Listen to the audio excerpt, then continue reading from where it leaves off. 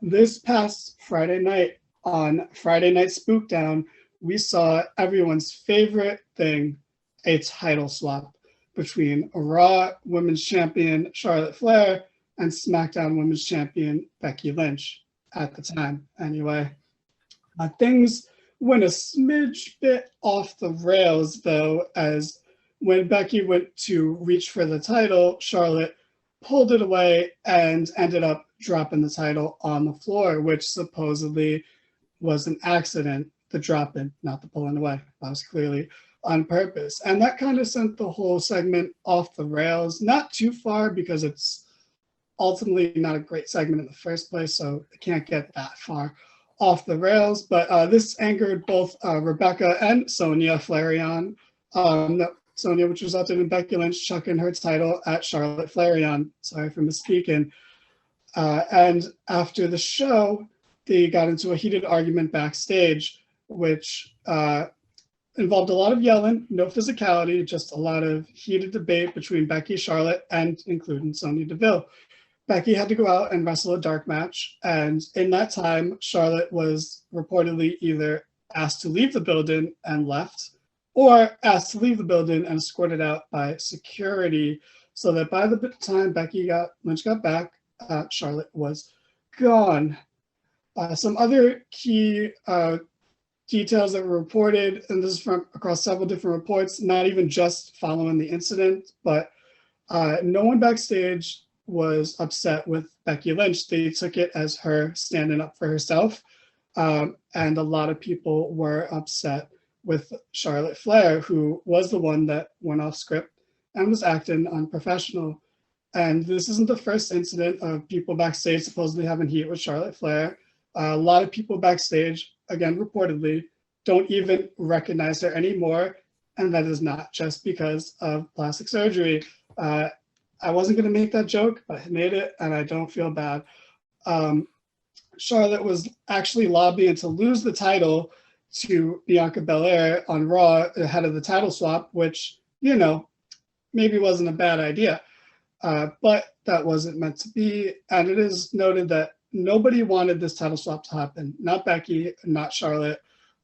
Pretty much everyone knew it was a bad idea besides like one guy. And look, I've done a lot of talking so far, but as a giant Becky mark and as someone who hates Charlotte the appropriate amounts, I do want to put a few things out there before I throw it over to Mr. Well-Spoken, who's going to no doubtedly put it into great words. Charlotte is wrong in this situation. She's kind of just being a little baby, but I do have a small amount of sympathy for her. Charlotte has been booked so strong she's just always been booked strong. But strong booking doesn't mean good booking, and a lot of Charlotte's booking has just been terrible. I mean, earlier this year, and it feels like a lifetime ago, Charlotte was feuding with Lacey Evans, who was taking helicopter rides from her dad. And I don't think anyone really wants to have a feud like that, which, if you really think about it, how inappropriate does Charlotte's WrestleMania 35 entrance seem now? But anyway, she missed WrestleMania because of a false diagnosis of a pregnancy test. So she missed the first show back with fans for WWE. And that sucks, honestly. Granted, I think what we got ended up being better because it kind of established Rhea Ripley on the main roster right off the bat. So it worked out for everyone else but Charlotte, who, again, feel a little bad for in that scenario. Plus, you've got, I made the joke about the plastic surgery. Super fucked up in me. But you know why she probably got a lot of that plastic surgery? Because of people on the internet telling her she looks too much like her dad or making all these other inappropriate comments to her. And, the human aspect of that is so messed up. And I feel bad for Charlotte in that regard. But that's the extent of my sympathy. She didn't want to seem weak. She didn't want her title reigns to seem weak. All of her title reigns have been weak. She loses them within 3 months almost exclusively, and no one looks better coming out of the end of it. Like, all of her reigns are weak. She loses them 2-3 months, like I said. You got to get those numbers up. She's trying to break her father's record. Cool. No one would disagree that the title swap is stupid. I already said it. I think everyone agrees with that. I know you guys haven't spoken yet. I'm sorry. I'll let you guys do that eventually. But, there's a pattern at this point with Charlotte. Her title reign's quick, pretty unmemorable besides the first couple ones, and then we move on. And let's not forget, we're only, 2 months removed from the Nia Jax incident, and not that Nia Jax wasn't also the part of the problem there, but, and we're 2 years removed from the Kairi Sane incident, which was, all Charlotte in that case. And, so she has a pattern of acting unprofessional. Granted, this time is literally the most, it's the most harmless. It's literally the most harmless. But it's a pattern here. And granted, at the end of the day, it's really not that big a deal. I don't blame anyone for getting mad. And supposedly people don't want to work with Charlotte anymore. And again, I don't say I blame them, not because of this, but because who looks better after feuding with Charlotte, And this part is pure speculation on my part. This is not tied into any reports, but you got to imagine, because Charlotte said in an interview with Renee Young that her and Becky aren't close anymore. They just naturally drifted apart. They needed each other back then. They didn't need each other now. Basically, they both have gotten engaged in the past couple of years, and have kind of moved their separate ways. You got to think there's some resentment there. Becky literally took Charlotte's win at WrestleMania 35. That was earmarked for Charlotte from day one, since Ronda Rousey first got in the company, and then that went to Becky. And almost all of Becky's popularity has come at Charlotte's expense. And you got to imagine, no matter how cool you are and how level-headed you are, that's going to get to you. Like, a part of you is going to think about that. And, Charlotte was raised by Ric Flair, old school wrestler who has an old school mentality about protecting your spot. So I wouldn't be surprised to hear that there was some jealousy there. But again, that is solely speculation on my part. But I've talked way too much, and I'm sorry about that, guys. I'm so sorry. But I'm going to throw it over to someone who I think could win Money in the Bank, Chad. Chad, what do you think about all this? And also, can you see Charlotte leaving WWE? I know it sounds crazy, but... All right. I'll preface this by saying that I don't hate Charlotte. That being said, here comes the smear campaign.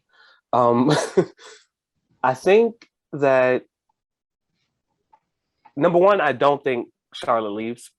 I think everything is always Charlotte's rules or Charlotte's way. I feel like backstage, she's one of the few wrestlers who can literally probably do anything they want, and there aren't many consequences because of the name. She's a great superstar. She has all these reigns, which I agree with you. The reigns are weak as shit, but it doesn't stop her in-ring ability. I think lately, though, honestly, Charlotte has been very babyish. I hate saying that about certain people, but she has seemed very bratty as of late. She doesn't get her way. She's far removed. She's out of touch. She's super distant. You could tell, like, everything you could tell, the promos, the wrestling, the matches, the reign, it all feels like she's mustering up strength that she doesn't have to just be here in the company. So I think she's whining. She'll take a break. She'll come back. Everything will be as it was, and she'll get her 100th reign, and everybody who's a huge fan of Charlotte will cheer. Blah. I think using far removed and distant is a great way of putting it. She looks like she's just not into it, and she hasn't looked like she's been into it for a while. Right. And she'll probably take a break. She's taken a lot of breaks, but I wouldn't be surprised to hear that. So now I'm going to throw it over to the only man in all of wrestling YouTube who knows who Ty Wigginton is. That would be Ref. Wow, a Ty Wigginton pull. Shout out to him. He's managing somewhere, I think. I digress. Yeah, this obviously is bad, and it's because starting to become a pattern, as you said, with Charlotte, where she's been I will say acting immaturely. I don't want to speak to Charlotte's personality. I obviously don't know Charlotte, but when you consistently act a certain way, you kind of, and you have this pattern here, then you can start to speak on those things. And it's difficult because obviously you don't want to see this stuff out of somebody, who is a top person in the company. As a fellow Becky fan, I don't want to see, somebody try to fuck her over no matter what the situation, even if she wasn't even trying to do it to screw over Bex, just to, keep herself strong or, keep herself looking good. So I obviously don't like it. And I do also want to point out that I have a lot of respect for Sonya Deville in this moment, because that could have went completely off the rails. And she got that shit together real quick, because I'm pretty sure she could kick the shit out of both of them for real. So she made sure to get that segment back together really fast. And Becky, I thought, actually played it off pretty well also, by also throwing her title on the floor. But this just goes back to the idea that these title swaps are really dumb, and WWE shouldn't even have themselves in this position in the first place, because naming the titles after the brand, while I understand it, not constantly, but it puts you in this position, because then you go to a point where, well, okay, can we not draft the women's champion to the other brand, or can we not draft one of the tag team champions to the other brand just because it's named after the, and you end up with this confusing nonsense. So I don't know, maybe you just go a bunch of Universals and WWE championships and you drop the branding of the titles, but it's just one more thing in WWE's long line of stupidity, and it leads to just another absolute mess of a situation in their locker room. Yeah, and I think you said it, man. Sonya really handled herself well, and reportedly she was, like I said, equally furious backstage and actually wanted to fight Charlotte. So, which hey, I'm all for seeing Sonya Deville go back to kicking ass. Put your hair up and square up is legit. She'd kill somebody. And I'm gonna throw it to someone who's maybe been chomping at the bits. I don't know. Our own resident PC principal, Jim Burton. That was good. That got me. I'm just going to echo what all three of you so beautifully said. It's so much of this could have been avoided. So much of this was handled poorly, and it's hard for me. Like, I have so much sympathy for Becky, who I think handled it as well as she could. I know I have so much sympathy for Sonya, who really showed her a resolve that I don't think a lot of inexperienced people would have. Like, she showed her time there. And it's hard for me to be sympathetic to Charlotte. Like, there are many people who have been saddled with terrible segments before. We've had Bailey, This Is Your Life, with Alexa Bliss. We've had so many terrible things in the men's division and the women's division. And the reason these people are professionals is because they know how to handle themselves. They know it's a job that they've got to do. And in instances where these are situations or segments that they don't want to do, like, it's weird because I've never really had a lot of love for these handling situations, but I respect a Neville Pac for saying, I don't want to do this stupid segment with Enzo Amore, so I'm going to walk out. I'm just not going to show up for work. Stone Cold Steve Austin famously took his ball and went home when he disagreed with a match he was supposed to have with Brock Lesnar. He was gone for 9 months because of it. I always want to see people be professional, especially in a professional setting. But I would rather you just not sabotage all the people around you on live television than do what Charlotte did. Like, Charlotte might not be happy with her booking. You know what? I get it. Danny, you said it. She may be very protected, but her booking has been laughable at times. It's been some truly atrocious booking for someone who's so on top of the division. But at what point do you recognize I'm already a 13-time women's champion? I'm 3 behind the 2 greatest of all time in terms of title reigns. And I should just, I'm not saying just be happy. I'm not saying just take what I've got, but how Liv Morgan can't get a fucking win on TV. And this woman is being handed another title. Like, she's being handed a title, but she's not happy. And I heard she and Becky aren't close anymore. They drifted apart. And you know what? That, unfortunately, that sucks. That's life. Sometimes we all go in different directions. But I'm not going to sandbag someone who I once called my best friend because I don't like a segment that she didn't even write. It's not like Becky was like, ooh, this is how I'm getting my next title. This is like, ooh, Charlotte's going to look bad here. Becky probably didn't want the friggin' thing either. Becky probably didn't want how this situation played out to play out. But she's a professional. Becky Lynch is a professional. And a lot of her success might have come at Charlotte's expense.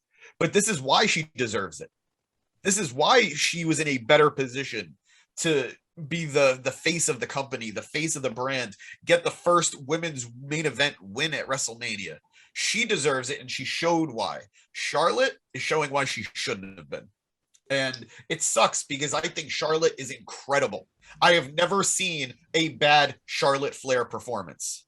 She's that damn good. She's earned her last name. She has. But now she's showing that she is the daughter of the dirtiest player in the game. But she's not doing it in the ring. She's doing it with other people's booking and other people's jobs. It's hard for me to respect it, and it's hard for me to be sympathetic towards it. And in terms of her going elsewhere, I get it. Flair is done with WWE. I get it. Andrade is in AEW. Her contract still has years left on it. And if I'm trying to get to AEW, maybe I don't paint myself as somebody who throws a hissy fit when I don't get my way. So I don't know. For someone who has years left on her contract, this was a dumb move. It was. She must either be super confident that she's not getting fired, or she must not give a shit if she does. Wow. This might be my favorite episode ever, man. Angry Jim is the best. I love this. Yeah. It's beautiful. What a great podcast, man. We're talking. I didn't even talk about Becky throughout that whole thing because I was like, she really didn't do anything wrong. So I'm not gonna sing her praises or criticize her in the situation. But Jim did it. So this is fantastic. Best podcast ever. But apparently, if you come for Becky, we all just go after you on this podcast, yeah. And that's the end of it. I'm going to say something corny, and I apologize, guys. I have so much respect for professional wrestling. It's been a dream of mine to be involved in the professional wrestling industry and the professional wrestling business, and it's obviously not something that I'm a part of right now, but I respect every wrestler, everybody who's ever been involved with wrestling for the contributions they've made. And I'm not good. Like, I'm not Walter. I'm not Imperium that I'm saying this mat is sacred, but she's living the dream of millions of people. And she's treating it as if it was beneath her. And that just feels like a spit in the face of not just the people she's working with, but the people who care about wrestling. Yeah, and I think it's kind of like what Chad said. She's living the dream, but she's checked out. Like, she's distant. She's somewhere else. Like, she's not even like living her own dream. She's just like, it's just a phase she's going through. I mean, the truth is, wrestling wasn't her dream or her plan. She did it after her brother died, and she did it to honor her brother, which I think is beautiful. I think it's such an amazing sentiment, but I don't know how she thinks this is honoring her brother. And I know that's dark. I know that's heavy. Like, I feel bad saying that because I don't know Charlotte. It's like everyone said, I don't know who she is as a person, but all I know is what's being presented to me, and what's being presented to me, unless I'm really a mark and I'm getting worked here. This wasn't a great this wasn't a great showing.